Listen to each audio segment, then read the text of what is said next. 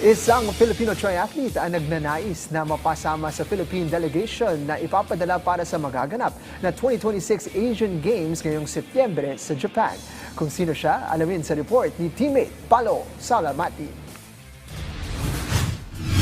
Isa ang 25-year-old Filipino triathlete na si Iñaki Lorbes sa mga atletang ipinagpapatuloy ang magandang kampanya ngayong taon para sa tsansang mapabilang sa kupo ng ipapadala ng Triathlon Association of the Philippines para sa ika-20 edisyon ng Asian Games ngayong Setyembre sa Aichi, Nagoya, Japan. Matatanda ang parte si Lorbes sa mga Philippine bet na nakasungkit ng gintong medalya sa Triathlon Men's Relay event kasama sina Fer Casares at Matthew Hermosa sa naganap ng Southeast Asian Games noong Disyembre sa Thailand. At noong nakarang buwan lamang, kabilang din si Lorbes sa Philippine squad na nagpakitang gilas sa naganap na 6th Asian Beach Games sa Sanya, China na tumapos sa 5th place ng Mixed Relay Aquathlon event kasama sina Kim Remolino, Erica Burgos at Raven Alcoseba. Itinanghal din bilang top male elite finisher ng 2026 Asia Triathlon Cup Subic Bay International Triathlon si Lorbes na nakapagrehistro sa ika-26 na pwesto. Sa naging panayam ng PTV Sports, ibinahagi ni Lorbes na gagamitin niya ang kanyang magandang momentum ngayong season para sa mga susunod pang kompetisyon at sa asam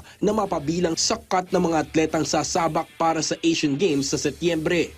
So right now for me, the season started very well. So I'll try to maintain this. I'll try to keep the momentum up. Train even harder and get ready for the upcoming races right now. Hopefully, I'll get in Asian Games.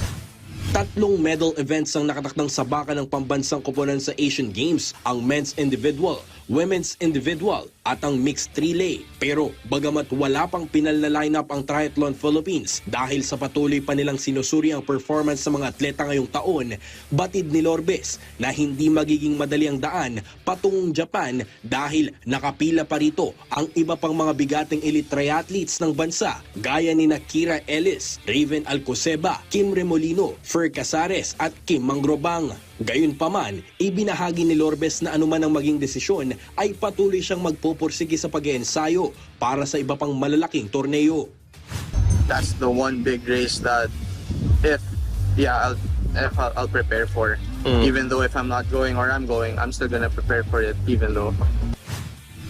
Sa ngayon, susunod na nakalinyang pwedeng salihan ni Lorbes at ng buong national team ang magaganap na 2026 National Age Group Aquathlon ngayong darating na linggo sa Amoranto Sports Complex sa Quezon City. Paulo Salamatin para sa Atletang Pilipino, para sa Bagong Pilipinas.